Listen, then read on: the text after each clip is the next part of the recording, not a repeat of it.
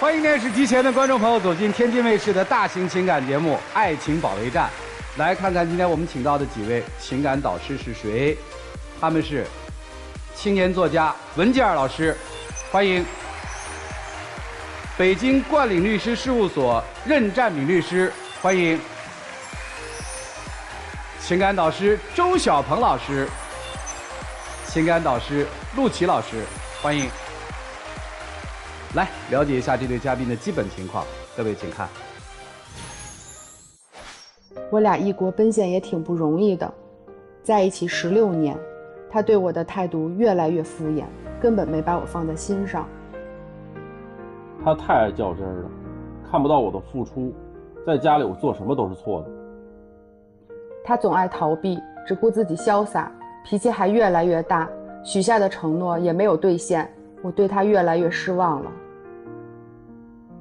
他管得太宽了，对我一点信任都没有，在外面也不给我面子，我不知道该怎么跟他继续走下去。有请这对夫妻，有请。男嘉宾张先生36岁，来自辽宁个体；女嘉宾赵女士36岁，来自北京个体。有请两位，有请。主持人你好。主任好。好，确实是有夫妻相啊。是像都吃胖了吗？都吃胖了。对，生活太好。你们俩有16年是吧？对。认识的时候是在网上认识的。对，打游戏。就那会儿我们俩一块打游戏，对，然后就认识了。你当时在新西兰读书？对，我那会儿，因为我从小就去的新西兰，然后一直在那边生活。我跟他在一起就是冲他这个人，我就是为了跟他在一起我才回来的，而我放弃了那边生活我才回来的。打了多长时间的游戏就奔现了？就是当时我们俩打了有3个月吧，然后我觉得这个人还挺温柔的，又是个暖男。因为我本身从小就缺少父爱，然后这个时候有一个男孩对我特别好，我就想跟他在一起。然后当时聊3个月，然后我就看了他一张照片，我就怎么都想回国。然后那时候他就说了一句话，说你回来吧。我就因为这么一句话，我就飞回来了，大老远的1万多公里，我就飞回来去找他去了。然后他当时还没给我留联系方式，然后我就挺着急的，我直接就去他的城市去找他了。然后那个时候用 QQ 去给他留言。然后这个时候他才回我的，然后那个时候才见的面。这一见面好像就谈了很久的恋爱，7年是吧？对，就一见面，然后之后就不能自拔了，然后就一下爱上他了。我们俩就在一块儿，一待就待到现在了。什么时候领的证啊？我们俩15年领的证，15年领的证。那时候在一起7年之后领的证。对。那还是有非常深的了解，对吧？也不是冲动结婚。对，对不对？就是纯是为感情。现在应该是2娃了，是吧？是我们生了2个孩子，那多好啊！好什么呀，主持人！生完孩子之后，他整个人就变了，根本就不是暖男啊！他就是完全对我们生活，包括孩子一点都不上心，然后又自私，然后他又大男子主义。这帽子扣得太大了啊！这不是帽子扣得大，就他本身就是这样的人。因为当时我们结婚之前，他完全没有表露出这些现象。那2个人在一起谈恋爱嘛，对吧？刚开始的时候肯定是热火朝天的呀。是啊，也就是说他伪装了7年是吗？差不多吧。啊，那伪装的也够可以的了。从结婚以后他就觉得我不好了。那是我结了婚之后我觉得你不好吗？那生完孩子生完之后就几个月他大转变了，就家务也是我自己干，孩子也是我自己带。就等于他完全不管不顾了。我怎么不顾了？你刚开始生孩子的时候这没问题，你身体虚弱对吧？你那个时候需要人照顾，我在家里全心全意的照顾他，这很正常。但是我觉得他后来坐完月子了，孩子也稍微大一点了，他也能够正常去照顾孩子。这个时候那你就是因为我怀了孩子，然后你假装对我好吗？假装对你好也是对你好，对吧？对你好就行了。又要呀，对不对？我又要赚钱，然后我还要去顾家。那我也跟你一起工作了呀，我也帮你，我也扶持你了呀。那我不是闲着没事在家干的呀。那后续的事不是我负责公司的事就是更多一些嘛，对吧？那我也希望你管家里事情更多一些。那我要带孩子，然后我一边我要扶持你，那我多累呀。那后来我不是叫我妈过来了吗？是你妈是来了，那我总不能什么事情都跟你妈说，让你妈去做吧。那她毕竟是婆婆老年人，那我总不能，我看她带孩子腰累，我不搭把手吗？而且所有的事情都是由我来做，你妈只是过来帮忙而已。听懂了啊，这个身份转变了啊，压力大了。这是老大是吧？对，老大。老大今年多大？老大2岁多，快3岁了。然后老二是1岁。就是连得很近，我当时生的时候就是身体不好嘛，有糖尿病，然后我怀孕也挺辛苦的，我就连着生了2个娃。不，这连着生不了娃是你的决定还是你们共同的决定？当时怀老大的时候是意外，然后来就来了，我们俩共同决定留这个老大。然后老二的时候还是意外，然后那个时候他就不同意我生老二，然后我就想着给老大生个伴儿，然后就这么我强留老二再留下来的。那老二的这个孕期他对你好吗？还是假装对你好？我觉得是假装的，就又对你好了。对，他又给我做饭了。不是，我那个时候不是假装的，因为那个时候确实是工作开始忙了啊，那孩子都大了，都得喝奶粉，以后还得考虑上学的这些问题，对吧？需要钱的地方特别多。行，我不觉得我有什么问题啊。对，就是一怀孕就假装对你好，对，是吧？对，然后没孩子的时候也假装了很多年，是吧？是的，就假装了10几年对你好。对，感觉我上当受骗了，因为我当时我觉得他对我一直都挺好的，怎么就突然大转变了？行，我就觉得他不爱我了。好，那你现在爱他吗？我爱呀，我觉得我现在挣钱就是爱这个家呀，爱着他，所以我才这么拼命，这么努力赚钱。好，这个双方分歧比较大啊。现在俩娃谁帮你带？现在老大主要是跟我，因为他从小那会儿都是我一手带大的啊，然后他也是帮忙过，也搭把手过，但是最多就是还是我那个带着老大，然后老大也黏我，老二现在主要是奶奶带着。那他现在下班回家之后都做些什么呢？那不是下班，主持人，我们俩是开网店的，哪儿下班天天在家就是工作，根本就不用出去。哦，那更辛苦啊。他就是每天早上醒来第一件事儿，然后就去厕所，然后去厕所的时间2到3个小时，我都不知道他干嘛，有时候更长。他跟我说，他在厕所的时间就是这一天当中最幸福的时间。我心想，你这都你这样你幸福，我是不是需要一个安静的环境？你安静，你可以去书房啊。你一会儿让我换尿布，一会儿让我喂奶粉的，就是每天早上2、3个小时上厕所的时间让你不满意，是吧？对，他就是总是。就上完厕所之后，我就觉得他在逃避我。因为上完厕所之后呢？上完厕所之后，然后他就各种理由，然后说我去书房了，我继续工作去了。然后他也对我们之间的这个生活，包括孩子，他也不管。然后老大这会儿2岁多，又特别闹。老大是儿子还是闺女？老大是儿子，然后老二是闺女。哦，对。陪老大玩吗？也陪，但是很少。我也陪了呀。我陪的少，是不是有陪了？那他有的时候哭，你就动不动你就跟他嚷，你那叫陪吗？2岁多的娃他听得懂什么呀？他主要是要父爱，但你老是跟他嚷，老是不让他哭，那可能吗？你觉得？又开始，又要开始说过年的事。不是我应该开始，就是主持人，你知道我每次一叨叨，他就躲到厕所里。你刚才说又要说过年的事儿，过年什么事儿？对，因为过年的时候，我带着一家人回姥姥家去拜年嘛，然后当时是2个哥哥都带着自己家里的孩子都在，他的孩子比我家孩子就是大几个月，这个时候就2个孩子因为这个抢玩具的事儿，我儿子就一直在哭，一直在闹。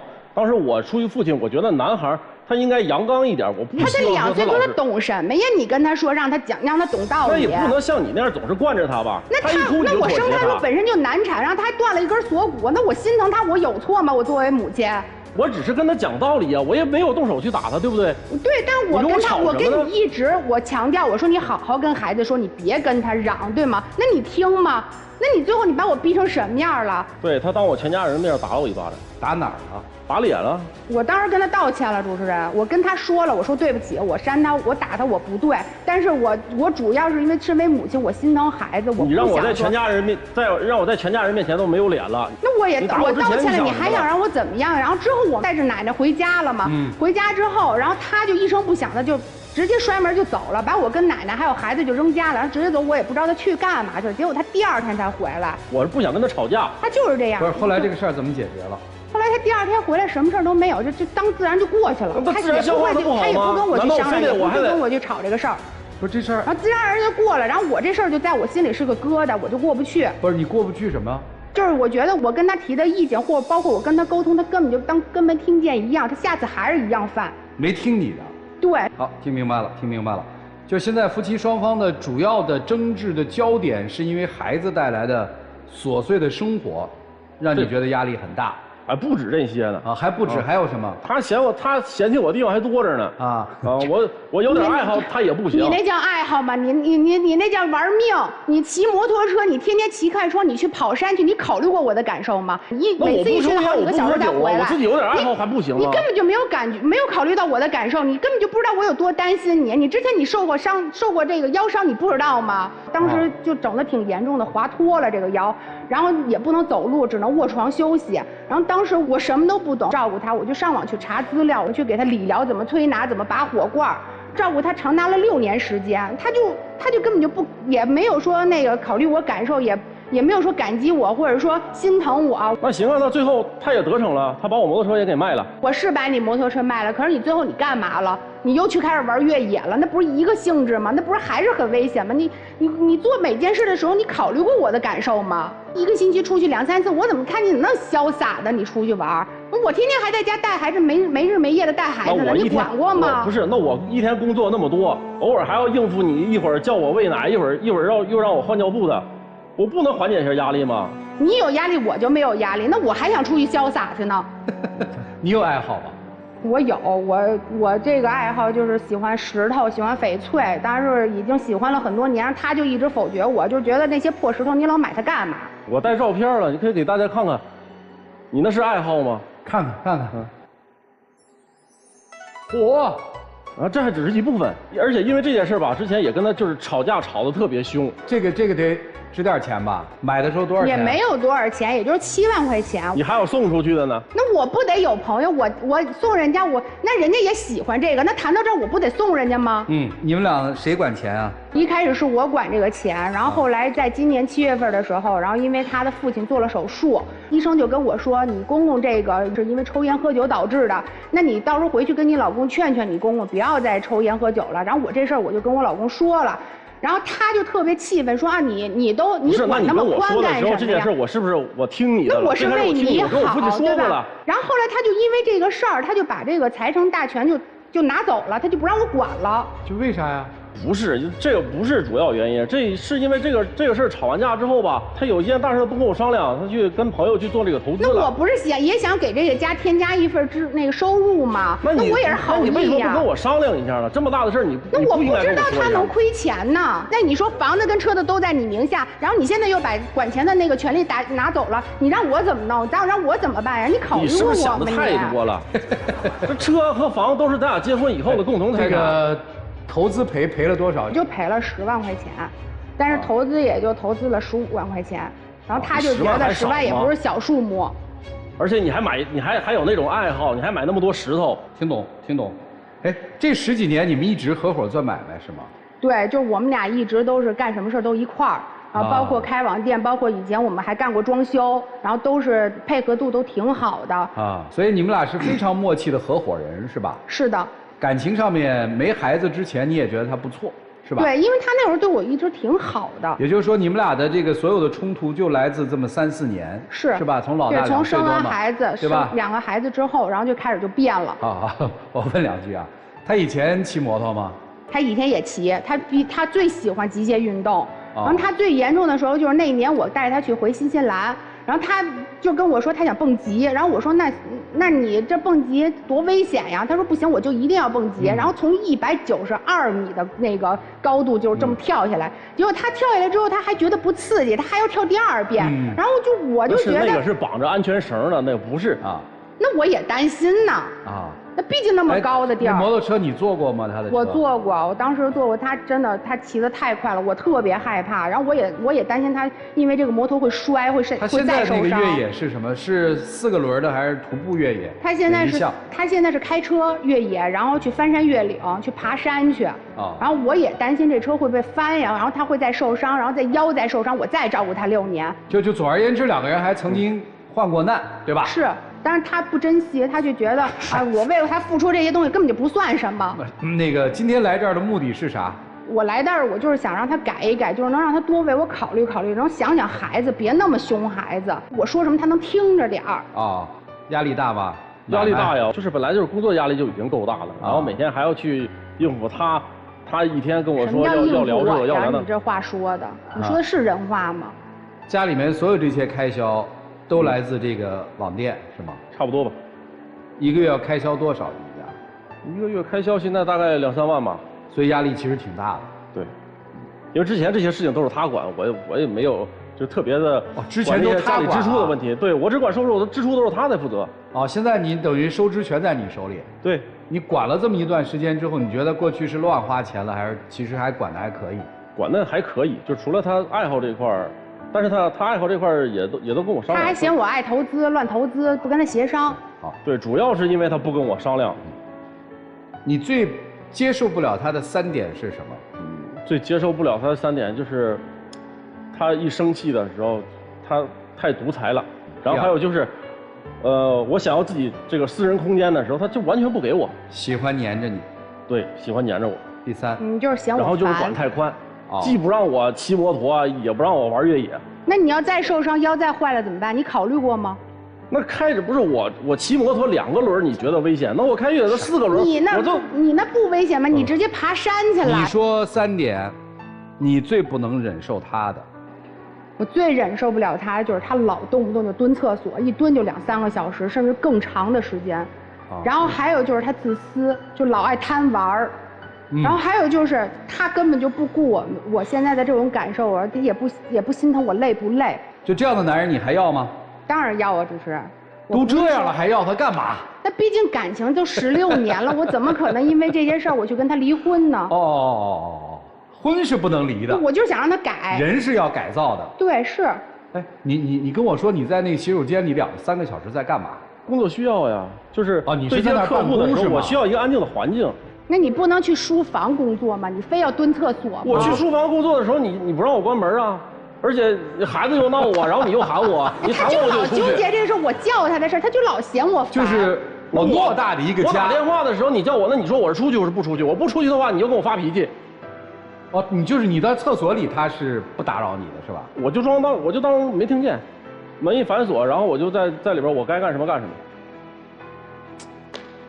你们家多大呀？120多平，就那他都听不到我说话，我都得扯着嗓子喊他，就跟没听见一样。那你觉得他是没听见而不愿搭理你？他就是装的。所以现在谁想改变这个局面？夫妻俩都想改变吧？对，我想他太事儿了，因为，这个事情吧，其实我烦的主要原因是因为我想提高这个工作效率。你怎么那么多理由呢？一天？哎，有没有想过出去租一个房子？就是我正常出去办公去就得了。不在家里办公，我也是怕他在自己家，他自己一个人在家里忙不过来。你又担心我一个人在家，怎么让你出去玩的时候，你潇洒的时候，你怎么不说呢？跑这儿来当好人来了。咱别纠结这个问题了，行吗？现在每周出去约几回啊？最多的时候也就2次吧。最多2次。1次1天吗？我想出去玩1天，但是有的时候他就提前打电话让我回来了。我打电话你接吗？你这不搞笑吗？你那你打那么多电话，我一看那么多未接电话的时候，我不接也不行了呀。那得多少小时？你都快回来了，你才给我回电话。行，怪我没问好。这夫妻俩都想改变。是，我想改变现状。我觉得他对我越来越敷衍了。我不想说维持现在的状况，我想回到原来的点。我想要当初的感觉。好，听明白了。你是想回到啥时候？我就是想专心工作，专心赚钱。女生是有一个穿越的要求，叫回到过去，依然相爱。男生有一个现实的目标，哪怕我在厕所里办公，只要你不吵吵，我也能接受。我不在乎办公场地，对吧？对，就是我只在乎安静，对吧？行，听明白了，老师们，你们看看怎么办吧。让我们一起进入丘比特问卷。赵女士，你当初就是选择了只要爱情。因为你就是个恋爱脑，你当初不顾一切的，你说2个人，一个南半球，一个北半球，你飞10几个小时回来，你最后到见到他，估计都快20个小时了，你就去见一个你未曾谋面的人，只是在网上有那么一丝丝感觉，就是宝贝儿，你的人生对于爱情的期许实在是太高了，从一开始就是这样子，你构建了一个你想象中的他，可能一开始因为2个人初见有新鲜感，人和人都是相遇的时候最美，他会给你他最好的一面，但久而久之他其实是坚持不下去的，他只是做回了他真实的自己而已。现在咱也是个妈妈了，咱有2个孩子，就是一个家庭，其实你要向上走，你要有旺盛的生命力，我觉得最大的阻碍是内耗。您是一个极其内耗型的女性，你太期待你所有的事情都有回应了，但是你太期待他回应，往往你想要的回应就变成了他的负担，所以久而久之他觉得他不回应你，我反正不回应你我也是挨骂，我回应你我也是挨骂，那不如我把门关起来，我什么也不听，我什么也不说，我就直接挨骂好了。所以您的问题是什么？你太期待所有的事情都要往你想要的方向去走。这个世界上每个人都是独立的，不可能有谁一直以你的意志为转移去做人做事，不可能的。第二点就是你真的要克服你自己的幻想，你要活在现实世界里，你不要总说我觉得他曾经对我怎么样。还有一点就是吵架是伤感情的，100分的感情吵到现在也是个负数了。接下来说这个张先生，说实话你比他要聪明，你比他务实得多，你不要欺负他是一个非常勤劳非常善良的女人，因为你就是没有做好你作为爸爸应该做的事情，你作为丈夫应该做的事情。你要想明白，如果有一天你真的就是啥也没了，你摔断了，还有谁会来照顾你一个5、6年？她就是一个小女孩，她对你没有别的多的诉求，她甚至没有在舞台上说你要赚多少钱回来，你要怎么样去对待我的孩子，没有。她就是想跟你谈一场恋爱，她现在还是想跟你谈恋爱。这么一点东西都拿不出来吗？就是我们做个男人好不好？36岁了，承担起你的家庭责任。我想问一个问题啊，你们今天在现场的交流方式，是不是就是你们平常在家里面的交流方式？对，经常在家里这样吵架。但是那个时候他就一直在逃避，根本就吵不起来，他就等于我说什么他都不听，跟听不见一样，他就避免这个。那我不逃避，难道还继续跟你吵架吗？对，他就这样。女嘉宾赵女士是这样的啊。我的第一个建议是，学会倾听。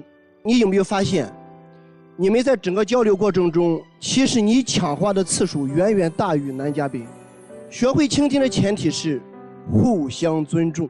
你要想让对方尊重你，那你一定要倾听，你不能他说话的时候你老打断，或者他说话的时候你老打断。这是我第一个建议。第二个建议，你们的工作和生活一定要分开。虽然是一个网店，但是你不能混为一谈。我觉得你哪怕在你们小区的附近不远的地方，哪怕成本可控的范围内开一个店，一定要分开。因为什么？这样对孩子的成长学习也好，对吧？你发现没有？你们现在很多的这个矛盾或者纠纷，包括争吵，其实和你们目前的这个网店的状况是分不开的，就是因为混为一谈。第三点是，赵女士，你这样处理这些矛盾的方式还是有点太激进了。我觉得你们的转折点是一个耳光，如果没有那个耳光的话，可能今天的情况要好得多。你发现没有？你那个耳光打在哪？先说场合，是公众场合，你认为是家庭，但你不要忘了，家庭也是公众场合的之一啊。这个场合有长辈，有平辈，尤其是有晚辈，你不能当着一个孩子的面打你老公呀。而且你这个对孩子很不好的示范效应，打在脸上，痛在心里。对，没错，对吧？男方就是他嘴上说原谅你，但是我想在潜意识里面，很长的一段时间是原谅不了的，甚至这个阴影他一直走不出来。男人是要脸面的呀，对吧？而且你打的是一个挚爱的人，我特别支持男嘉宾，也理解他。那么有一句话是这么说的，说摩托车承载的是一个人的灵魂，汽车承载的是一个人的肉体。对，是你把他的灵魂都卖了。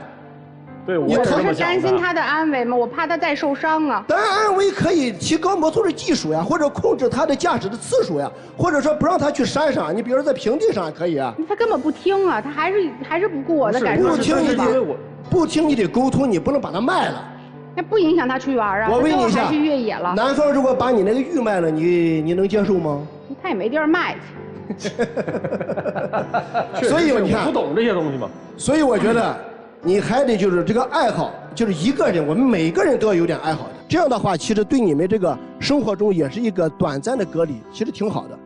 那么还有一点是，男士啊，以后还是主外，因为他喜欢干工作，你发现没有？专心搞钱，你呢是安心照家就可以了。我想你把这处理好之后，他就不会嫌弃你。他不但不嫌弃你，他会更爱你。你老是假设一些很多悲观的东西的话，这对你们目前的状况只有坏处，没有任何好处。还有一点，夫妻之间对财产的有平等的处理权。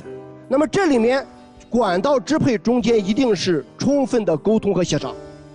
那我就是担心嘛，那现在房子跟车子都在他名下了，那他又把财政大权拿走了，那我肯定是担心。那万一说钱都在他名下管着，他要出去干嘛了，我都不知道。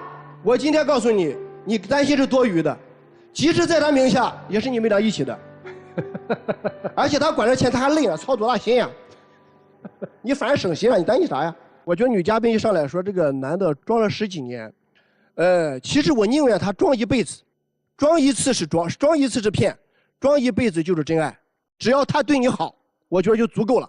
谢谢任律师啊！大家呢有一个特别简单的方式，可以去关注北京冠领律师事务所的微信公众号。那有什么法律方面的问题需要咨询，就可以找任律师和他们的团队啊。接下来我们听听小鹏老师怎么说。房本写他的名字。行啊，无所谓，都是婚后财产。你等会儿啊，千万记好了，这是有录像的，他可以拿着这个证据来证明，正好有律师在场可以作证，没毛病，对吧？没毛病，我能装，我怕什么呀？这是你说的啊。第二个事情，钱不是你现在在管吗？对。每个月能公开透明的把你们家的收入开支都给你媳妇儿看吗？公开看没问题，但是财政大权想交出去那。财政大权你拿着，但是每个月就跟财务一样，得给老板汇报一下。不是我是老板吗？你。啊，行，没问题，无所谓谁是老板，你俩都是老板啊，没问题是吧？没问题。可以吧？可以。好，那接下来我说你们俩问题了。既然事儿都解决了，你俩所有的问题就2个字儿：意外。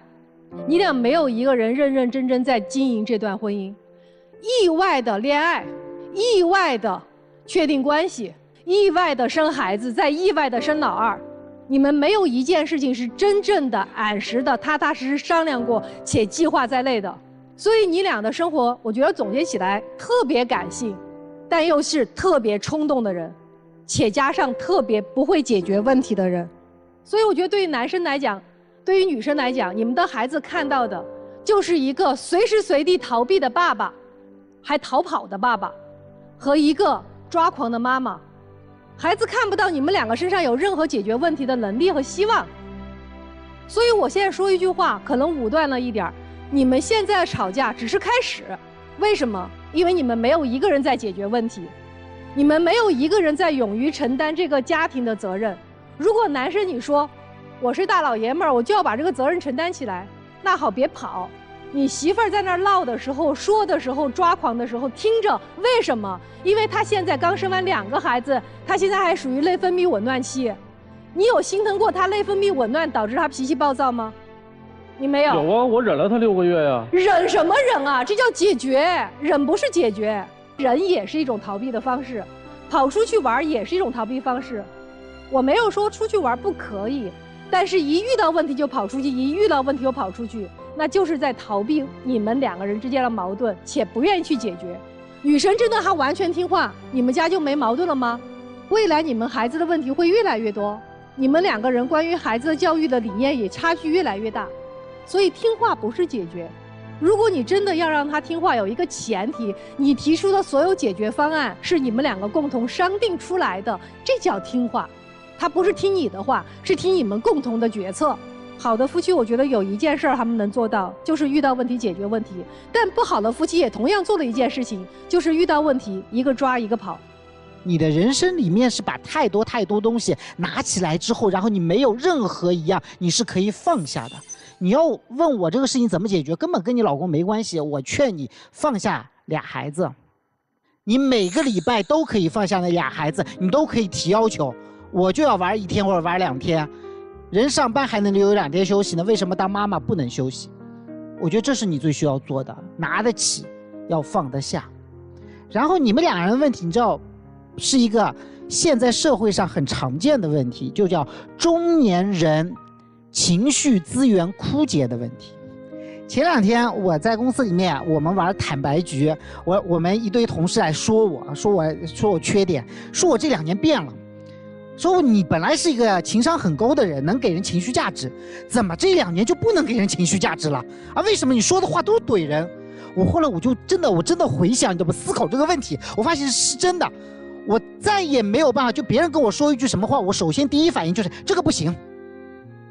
我受不了，或者说你怎么又要让我干这个，是不是这样？对，是这样，是吧？对，你知道为什么？因为是这样，就是你们2个人的家庭分工很明确的，你主要干的是什么？体力劳动，就是带孩子呀、做家务等等。你主要干的一个是收入劳动，第2个叫情绪劳动。什么是情绪劳动？就是他说的，你得对我好呀，你得是暖男呀，对不对？所以你本来是一个提供情绪价值的人，问题就是人到中年家里多2娃，人多，你想本来1万块钱2个人用和1万块钱4个人用，这个资源的消耗是不一样的。他现在压力也很大，确实很大。大在什么地方？第一个，收入肯定是在不断下降，这是一定的，对吧？第二个，开支在不断增加。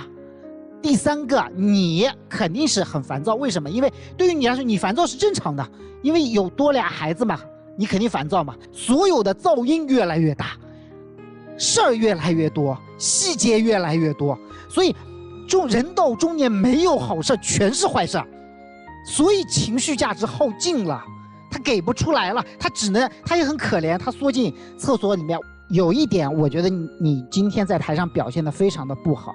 我相信你其实内心本质上是一个暖男，但是你在情绪价值耗尽的时候，你有太多的负面情绪想要宣泄，负面情绪特别多，发泄出来。但是你有一点真的很不好，就是你真的看不上他，流露出了很多看不起他的点，尤其是你在提到我挣钱，我是老板这个时候，他是一个跟你白手起家的人，而且你老婆真的不算大手大脚乱花的人，他就一个墨翠和一个玉还可以。那我其实你还有过摩托车，你还有过越野车，他那套镯子里面可没什么正儿八经的东西呢。有的时候要想一想啊，虽然他嘴上是不饶人，但是他为了这个家真的耗尽了自己所有的一切，他把他自己能够活出个人样，能够有安全感，能够好好挣钱的机会都让给了你，不是你在挣钱，而是让给了你一个挣钱的机会，你得理解这一点。最后给你们提个建议，一个就是放下，每周给自己放1天到2天的假。第二个，我建议你们相互之间再认可一下，你要去认可你太太曾经是一个如此优秀出色的人，我觉得你要去给她一种价值感，告诉他他在做的事情是什么，甚至于你可以鼓励他走出家门去做一点更有价值感的事情。至于你也应该夸夸你老公，他其实真的不算差，在中年男人里面，像你老公这样的人缺点算少了，男人还是要夸，多夸一下，他说不定能多改一点的。哎，谢谢陆琪老师啊，就很多特别喜欢你的这个观众老打我们的热线，说怎么找陆琪老师，其实特别简单，关注你微信公众号，对吧，就可以了。我们要是第一次去您那儿，有没有礼物啊？要送课吧。哦，送课啊，老粉丝都送课。对对，送课好，送课这个长进啊。最后就是一句话，特别希望你们俩好，让我们一起进入真情60秒。就是刚刚也听过老师们说的这些话，然后一些道理，然后我觉得咱们相互沟通一点吧，毕竟在一起16年不容易，我也不想离婚，我想通过这个事情然后去改善一下，咱们好好过日子，行吗？其实这些年下来吧，我是真的想赚钱，然后工作特别忙的时候，客户特别多的时候，我也想我真的很想你理解我一点，我真的有的时候特别烦，负面情绪特别多，我不想要这工作特别累的时候，然后还要去应付家里的一些琐碎的事情。我也希望你能多理解我一些。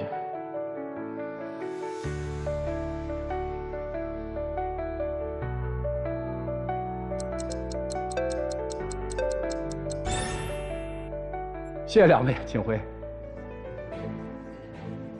请回。电视机前的观众朋友，欢迎登录优酷视频、腾讯视频收看节目的完整内容。来，为老师预测一下，你觉得他会出来吗？还是依然逃避？我觉得他会出来。我觉得男士应该会出来，必须出来。来看他们自己的选择是怎样，请开门。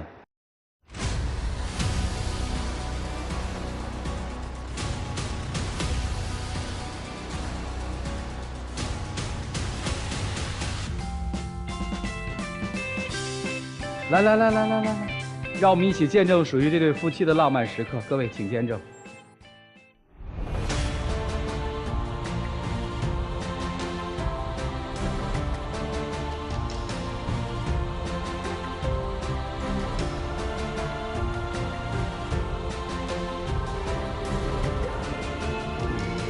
对不起，亮子，对不起。不容易，你可以看到有爱的。好了，这么多人，谢谢你们啊，请回，加油！谢谢你，加油！